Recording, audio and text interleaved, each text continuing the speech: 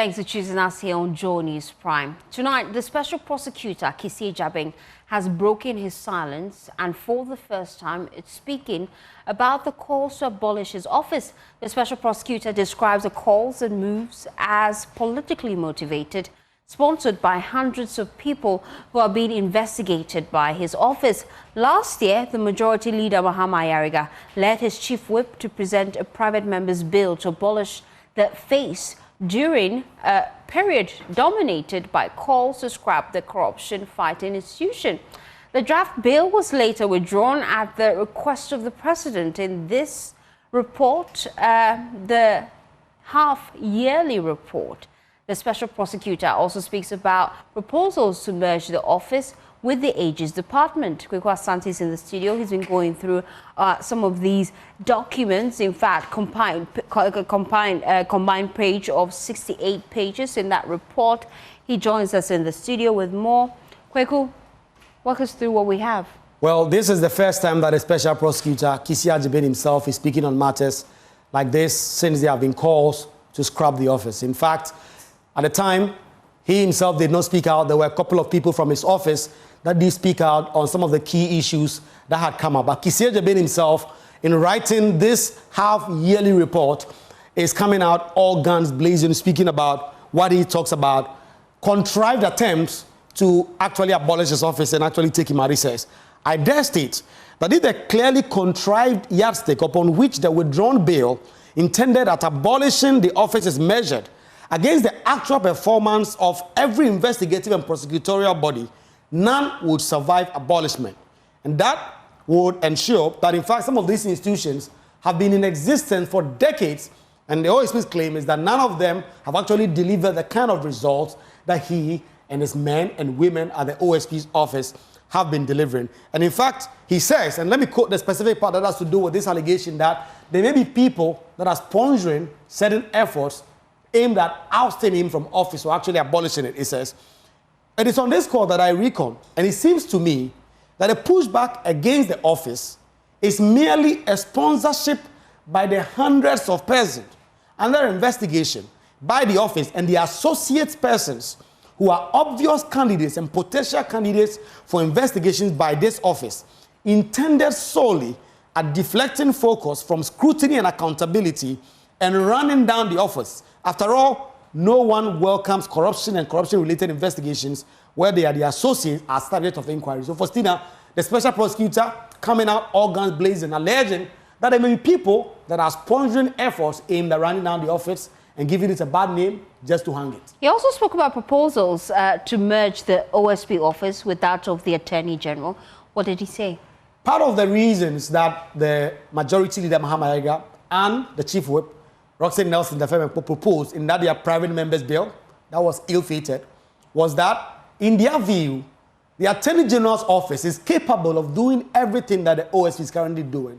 And all the money they've been giving to the OSP, should they give it to the Attorney General, he will be able to deliver on the mandate of the Special Prosecutor. The Special Prosecutor says that is not possible.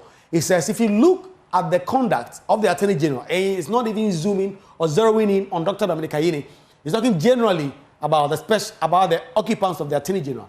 He said, these are cabinet ministers. How are they going to sit in cabinet, for instance, and then at the same time expected to actually prosecute certain offenses that will come? And he goes on to talk about the fact that he believes that the work they've done as solid work, and that if you compare that to almost all the other investigative bodies, they really stand tall in some of the work they've done.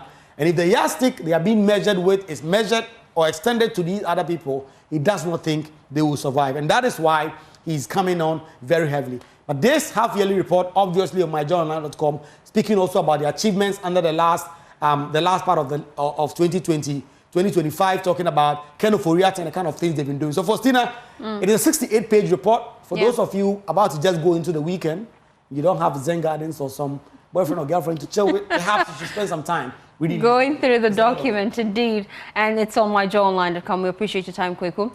Well, away from that, let's shift attention now to politics. The National Democratic Congress is shaking things up. The party has directed all members eyeing party positions to resign from government appointments According to the General Secretary, Fifi Fiavi-Kwete, this move is part of a major reorganization and rebuilding exercise across all levels of the party.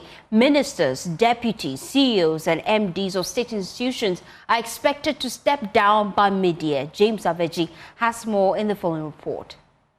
The directive for all members who want to contest in a party position to resign from all government appointment, according to General Secretary Fifi Fiavi-Kwete, is expected to affect ministers and deputies, chief executive officers, and managing directors of the various state institutions who are expected to step down by middle of this year. Or government must resign from that office at least 6 clear months before filing nomination forms.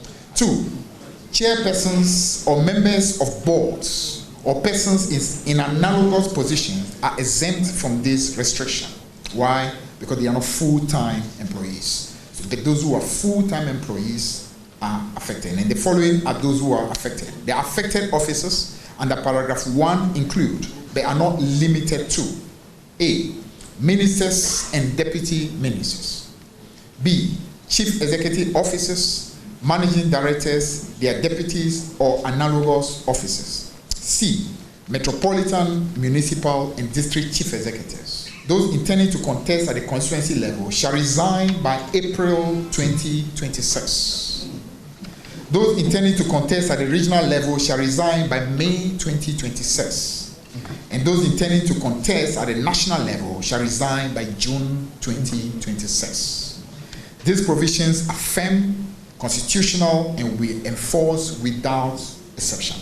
Some persons who will be affected include National Communications Officer Sami Jemfi, who is now CEO of Gold Board, Deputy Communications Officer Malik Basintale, now CEO of the Youth Employment Agency, National Youth Organizer George Opariado, now Minister for Youth Development and Empowerment, his Deputy Youth Organizer Osman Ayariga, who is now CEO of the National Youth Authority. Others are National Women's Organizer Dr. Hannah Bisiu, now Administrator of the Minerals Development Fund, and Deputy National Youth Organizer Ruth Delacedo, who is now serving as Director General of the National Service Scheme. This is the party's reason for the call for their resignation. I think it's simply an issue of reducing the level of greed. You understand? You're alone, one man no chop. What's the problem? What's the problem? You know? So if you want to work for the party, you leave your position in government and come and contest and win. Then we know you are fully dedicated. But this situation where you are trying to be one leg here, one leg there, even you notice, even constitutional review is even bringing a provision that even if you are a member of parliament, it's no more going to be permitted once it's approved for you to be both in parliament and in government at the same time. Why? You alone, why? So it's the same kind of principle. In accordance with the roadmap, the elections will kick off from the branch level between 2nd May and 30th July 2026. Elections at the constituency level is scheduled from 15th September to 24th October 2026. Region from 6th October to 15th November 2026, and the national executive elections from 20th October to 19th December 2026. Registration for new members will, however, open from 10th February to 30th March 2026 at the branch level only. This is how the party plans to ensure transparency and fairness of the process, especially at the grassroots level. Under no circumstances should the membership number of a deceased member be transferred or swapped for a new registrant. I want to take that again. Under no circumstances should the membership number of a deceased member be transferred or swapped for a new registrant. Any branch found to have violated this directive will face the severest sanctions prescribed under the constitution of the party. The NDC says it's hopeful to strengthen the party structures even more with this approach to its internal election. James Aveji, Joy News. Well, let me bring in now Professor Machi Boateng. He's a political scientist at KNUST. We appreciate your time here on JoyNews Prime. I'm just wondering your thoughts about this announcement, the calls for resignation. Is it overdue? Thanks for the opportunity, and let me take this to your viewers. Actually, the party wants to ensure fair play for everybody so that no one abuses the offices he or she is currently occupying. And these are some of the values you need in political parties to ensure that, positions are occupied by people who indeed have been elected by the party patriots. But clearly, there may be some members of the party who may not be pleased with this directive. How will the party ensure moving forward that there's cohesion? This issue of some members not, if you like, finding the narrative pleasant. It's something that will have to, operate at a personal level. I think generally it is fair for the party to ensure that once you are occupying the position, you want to move from there to another position. You simply vacate the current office. It is fair generally for the party to operate with that particular understanding. So given that the regulation itself has this element of fairness within it, what the party can do to ensure cohesion is even implementation. They shouldn't favor person A today, and then when it comes to some other people, they want to implement it rigidly. I think they want to be very fair in its application.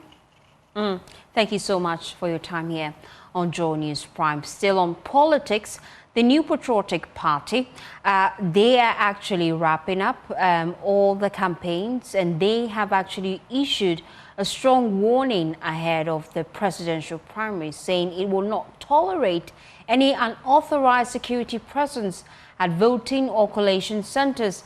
The party insists only the Ghana Police Service has the mandate to provide security for Saturday's exercise. The warning comes as the race to lead the NPP enters the final stretch, with 5 flag-bearer aspirants making last-minute moves to sway delegates ahead of Decision Day. In a statement, the party instructed the police to take charge of the elections, and that's coming up on your screens. That is from the party. We'll bring it back to you shortly and also engage a key member of the party. But away from that, President John Dramani Mahama has been touring some key centers. We'll bring you details of that after this quick turn.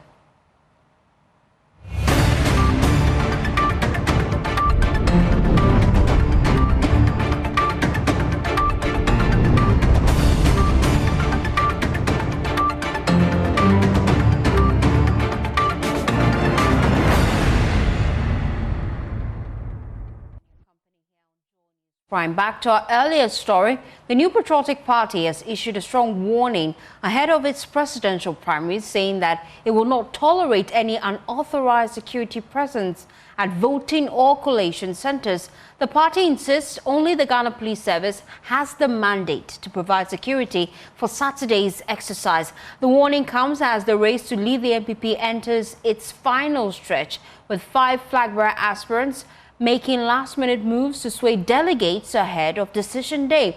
While the party put out a statement earlier today instructing the police to take charge of the elections, and that's coming up on your screens right now. That statement was signed by national organizer of the party, Henry Nana Boakye. Well, he joins us live on the line here on JoyNews Prime with more. You have been signaling that there will be no exception to this directive. How will you ensure enforcement? Yes, thank you very much. Yes, we've had an extensive engagement with the Ghana Police. We had a stakeholders meeting. They were also invited to the Peace Pact event.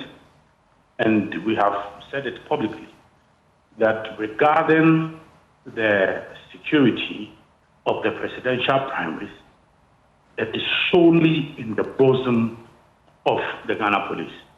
And indeed, the Ghana Police has also given us their operational plan.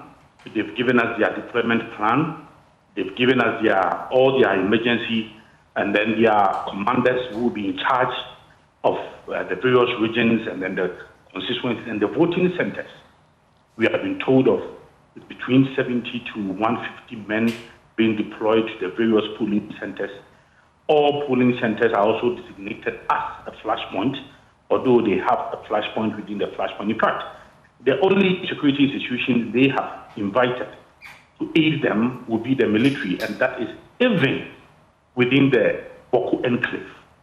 But how about bodyguards for the candidates, the aspirants? They must have their personal security with them.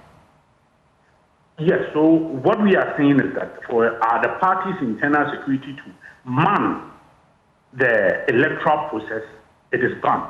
But then, yes, I mean, you have all of these dignitaries coming up and then they have their own personal bodyguards. When they cast their ballot and they are observing, they leave the scene.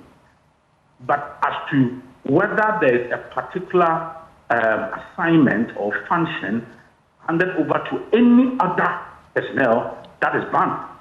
And that is why we have this intel from the national security that some operatives will be deployed.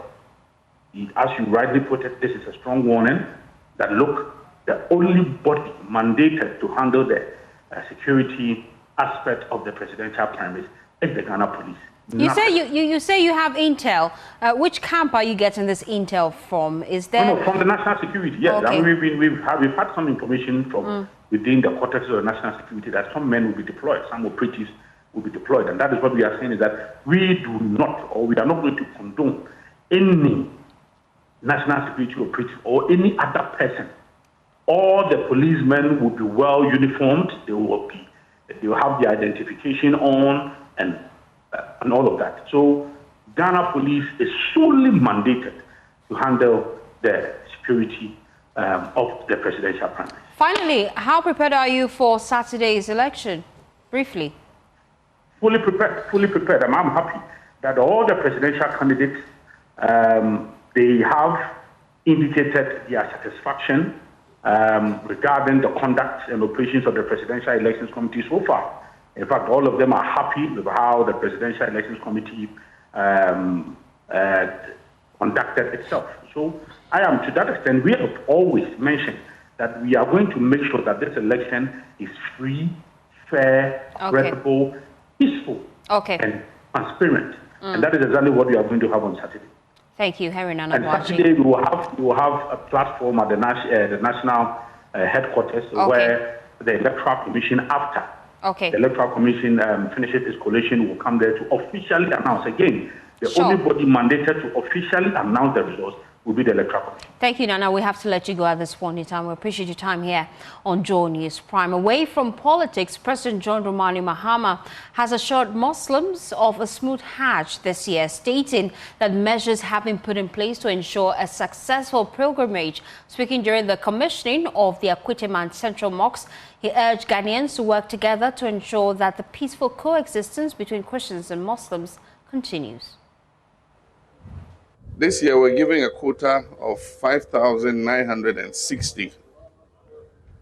And we reduced the price to 60,000. My last meeting with the Hajj committee is that we have filled the quota. We don't want the usual practice where people delay, wait at the last minute, and they want us to open it again so that they will come and pay. It normally creates a problem for us because that's what leads to delays. That's what leads to some people being left behind.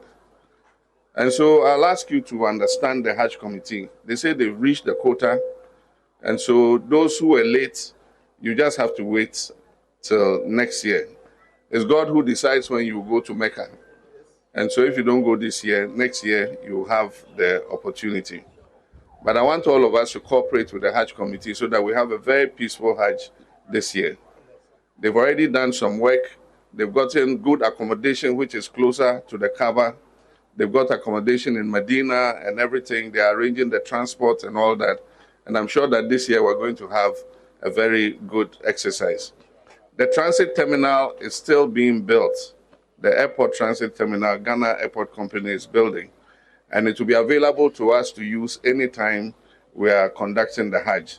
Unfortunately, it's not completed, and so this year we'll not be able to use it. But I'm sure that from 2027, those going to the Hajj will have a very comfortable transit terminal to go through.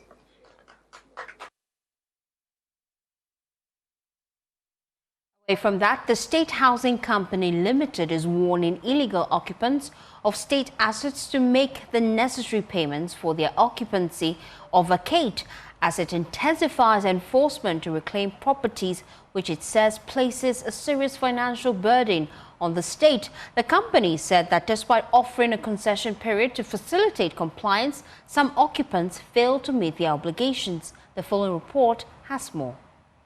The State Housing Company Limited has begun a major nationwide crackdown on illegal occupation of state-owned assets, warning occupants to make the necessary payments to regularize their stay or vacate. Speaking during the commissioning of the company's 24-hour Premium and Express Service Center, Managing Director John Bauer said the action follows years of revenue losses linked to unauthorized occupation despite a concession period to ease compliance. He says enforcement actions will intensify in the coming weeks as the company moves to reclaim state assets.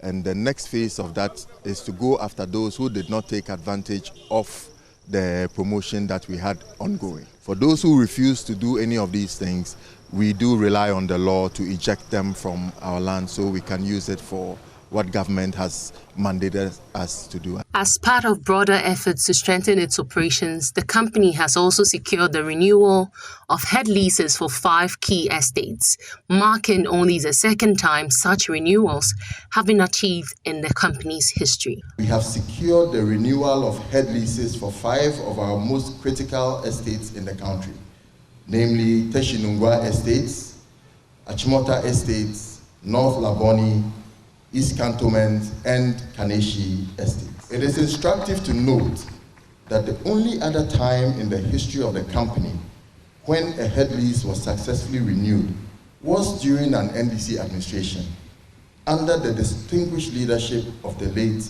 Dr. Samuel Sapon. Also present at the commissioning was the Minister for Works, Housing and Water Resources, Kenneth Gilbert Ajay, who urged management to maintain high service standards, stressing that the centre should serve as a model for implementing the President's 24-hour economy policy. I therefore urge management to ensure that this centre is adequately staffed, properly resourced, and continuously monitored to maintain high standards of professionalism and efficiency. The newly commissioned centre is expected to set a standard for efficiency and service in the housing sector. For Joy News, Michelle Latte and Deborah Beidu's report. Away from that, commuters on the Media Kotoku Road in the Gawes municipality are familiar with the challenges associated with plying that stretch. At the heart of it is the Ajin Kotoku market, the onion trading hub in the Greater Accra region. The traders lament that customers are hesitant to visit, and the poor road is pushing up the cost of doing business. In today's feature series, Roads of Peril, JoyNews' Pearl Ofori takes a closer look at life along this stretch.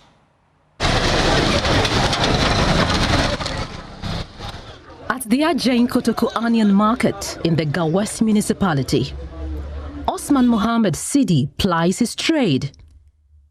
He sells onions transported from northern Ghana and neighboring countries. He and hundreds of other traders were relocated here from the Agbeglochi market as part of a decongestion exercise. But years on, access to the market remains a major challenge. Osman says the stretch of road linking Media, 3 Junction and Ajin Kotoku has deteriorated badly, making business costly and uncertain.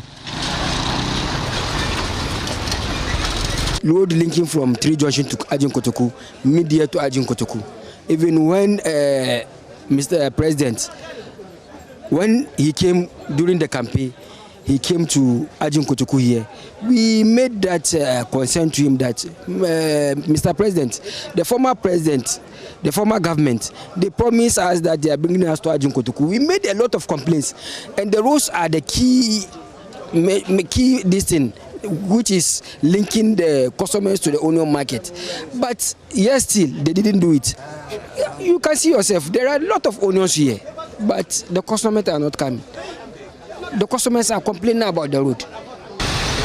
Osman is not alone. Fellow trader Zeba Abdul Samad shares the same sentiment. Our main problem is the road, because there are a lot of people from Kasua to this place. Because of the road, they don't come. You see, especially from Trade Junction to this market. The road is very, very, very bad. But it is not only the traders who are affected. Drivers and commuters who use the road say its poor condition has made travel increasingly difficult. Ani de asepa from Kotoku komedi ani de kwana sepa week bia be ko shop esi anso no spare parts ne boy den nti yesra man na so maybe be found my. At the Kotoku electoral area office, Assembly member Udate Mohammed admits the state of the road is stifling development and discouraging new investment.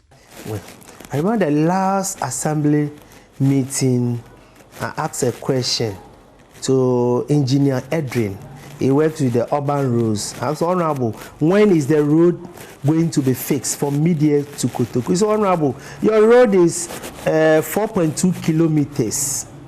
We are waiting to come and do a feasibility studies. When the feasibility studies is done, I can assure you that the road will be fixed. For JoyNews, I am Pearl Ofori.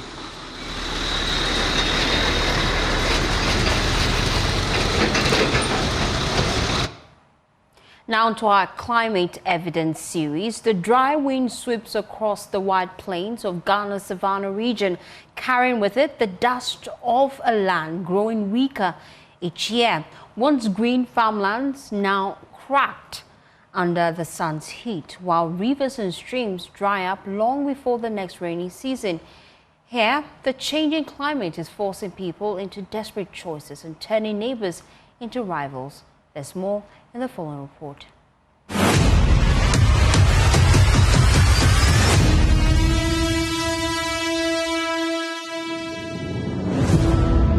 For the headsmen, migration is no choice. It is survival.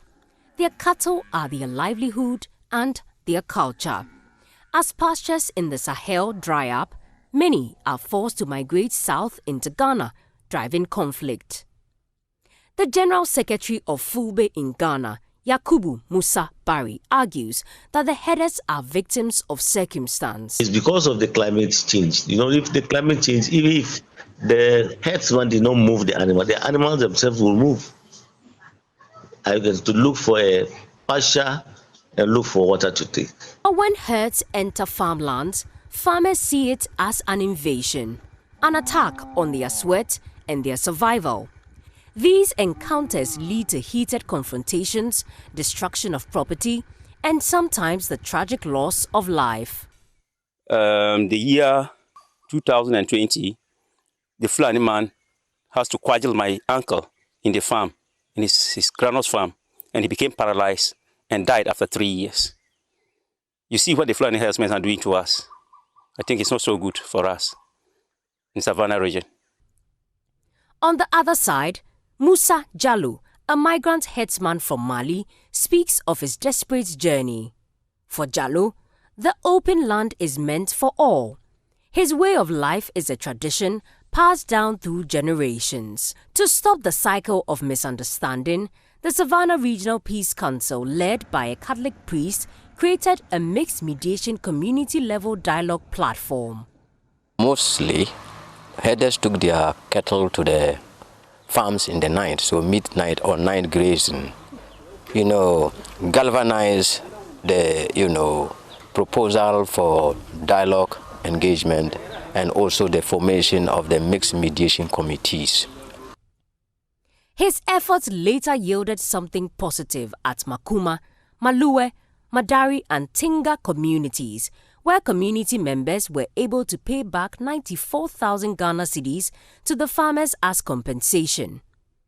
While crucial, dialogue alone cannot fix a problem rooted in land scarcity and climate change. The intervention must be structural. The only consensus-driven, long-term solution to end open grazing and prevent further bloodshed is the establishment of controlled, modern livestock ranching facilities. The Savannah Regional Minister Salisu Bey Awuribe strongly supports the model. Private investor can come, be able to provide that facility, of course for a fee, for the number of cattle that will be under his or her control. And this can be another way, because when you provide, you must provide water. The animals, apart from grazing, must have water to feed. Some wells may be dug or some dams may be constructed. This story is brought to you by JoyNews in partnership with CDK in Ghana, University of Ghana Center for Climate Change and Sustainability Studies, with funding from Claire R4I Opportunities Fund. The government's flagship program, the Nkukong Kitin project, is currently being piloted at the production stage, involving 2 outgrowers. The national coordinator of the National Broilers Project Directorate, Calvin O'Krine, paid a visit to the Aglo Farms poultry processing plant. The facility, which employs 200 workers in the processing cycle, is currently handling 50,000 birds during this pilot stage. Mavi Sefakote reports. The national coordinator of the National Broilers Project Directorate under the Ministry of State in charge of special initiatives and his team paid a working visit to the Aglo Farms poultry processing plant. During the tour, he was taken around the facility observing operations from the offloading of the birds to the processing sector. The national coordinator, Kelvin Okran, explained how the pilot stage has progressed so far and shared the future prospects of the project, including the number of birds expected to be produced this year. The main vision now is to be able to produce about 18 million birds this year. And this pilot has proven that, yes, indeed, we can and we should be able to produce that in support with our local partners. Aglo process almost about 25,000 birds. In total, we produce about 50,000 birds for our pilots. So the pilot project has gone through many phases. First phase was the feed. We had to check with the feed with 7 companies. And after the feed trial, we went straight into production. After production, that's about 7 weeks of production, we had to do the processing. And this is what we have. Mr. Okran also revealed plans for the second phase of the pilot project later in the year. We have what we call the Poultry Estate, which we're looking forward to roll it up sometime around October, where we'll have about 3 million birds production in one facility, where we will have a processing plant, a cold blast system, and then we're also looking forward to put up huge storage systems across board. The manager of Aglo Farms, Nana Boachi, expressed optimism that the facility will expand operations, having been selected as part of the pilot program. I mean, on our own, currently we're doing almost about 1.5 million birds on our own. I mean, when it comes to broiler production, Aglo is at the forefront. You know, we have some institutional off-takers, and early last year we opened our own retail outlet. So this program will probably be a feather in our cap, where we're able to now push more products into the open space, you know, pushing the agenda where now Ghana is able to produce enough birds for its own consumption. Yes. The facility currently runs a 12-hour shift system, producing 10,000 birds per shift daily. Officials say that the insights gained from this pilot will guide the full-scale rollout, creating opportunities for outgrowers, expanding employment, and supporting the government's effort to enhance food security in the country. Mama Visefa Kote's report for Joy News. Foreign Affairs Minister Samuel Okudzeto-Ablakwa has painted a grim picture of the growing threat of terrorism in the sub-region as part of efforts to rally a concerted response from West African leaders. On average, the minister says 8 terror attacks are recorded daily across Ghana's neighboring countries, resulting in the deaths of at least 44 people each day. In response, Ghana has convened a high-level consultative forum involving ministers and heads of state who are expected to conclude deliberations on remedial measures on Friday. average, there are 8 terror attacks every day in our region. That on the average claims 44 lives every single day. The epicenter of global terrorism has moved from the Middle East to our region. We now account for at least 47 to 59% of all recorded global terrorism.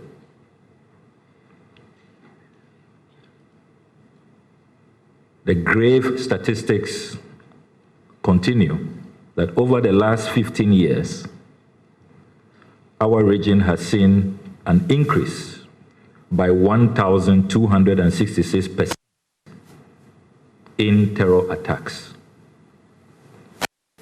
And the death toll has also gone up by a staggering 2,860%. That is the grim reality we face. They remind us that no state can stand alone. Our strength lies in unity, in pooling our wisdom, and in the courage to act together. It is totally unacceptable that we do not have an agreed regional vehicle to address this trans-border challenge. And that is why we have convened this meeting as leaders determined to find a lasting solution to this threat. We meet at a time when the sub-region faces deep structural pressures: violent extremism, terrorism, instability, food, and youth unemployment converge, creating vulnerabilities that extremists and criminal groups exploit. Away from that, Tetracore Energy Group, under its subsidiary Tetracore Gas Ghana, has commissioned a $15 million compressed natural gas facility at Pong. President of Tetracore Energy Group, Olakunle Williams, says the company remains committed to continued investment in Ghana to expand energy access and drive growth across the continent. There is more in the following report. Tetracore Energy Group has commissioned Ghana's first compressed natural gas facility at Pong, here in the Greater Accra region, a feat in the nation's transition to cleaner energy. The $50 million facility provides a safer, cleaner, and more affordable gas option for industrial, commercial, and transport consumers. It is complemented by a 10 mm SCAF pressure regulation and metering system and a 2.5-kilometer pipeline network constructed to international safety and operational benchmarks. Here is President and Chief Executive Officer of Tetracore Energy Group, Olakunle Williams. Plans are already underway to establish piped and virtual gas distribution facilities across key demand energy centers in the country. And like I said earlier, we intend to scale up this facility to 10 million square per day and also establish key energy parks across key locations with a plan to deploy over $80 million in CapEx over the next 18 months to rapidly scale and spread our energy footprint across key markets in Ghana. But also, I want to use this medium to announce a major project that we are very particular about, which we've commenced, which we intend to realize very, very quickly. And that has to do with the launch of our 1,200 metric tons per day urea production facility, as well as the 5,000 barrels a day synthetic gas to liquid production facility. Managing Director in charge of subsidiaries, Tetracore Energy Group, Oladayo Williams, touches on long-term sustainability and scalability of the project. For us, the model for us is to continue to scale, and that scale is obviously driven by very active demand. We've looked at the Ghanaian market energy sector. We've seen the active demand for energy that Ghana has, but beyond just energy, cleaner, like everybody has said over the commissioning, cleaner and affordable source of energy. Nigeria's High Commissioner to Ghana, Moses Ifedayo Adeoye, described the development as a boost to regional energy cooperation. This occasion is not only a milestone for Tetraco Energy Group, but also a symbol of regional cooperation, private sector leadership, and African-led energy solutions. Tetraco's investment in Ghana reflects the growing integration of West African economies and the shared belief that our energy future must be built through collaboration, innovation, and mutual trust. Meanwhile, the Minister for Energy and Green Transition, John Jinapor, representing President John Mahama, commended Tetraco Energy Group for its strategic investment. The commissioning of Ghana's first ever CNG facility represents more than a technical achievement.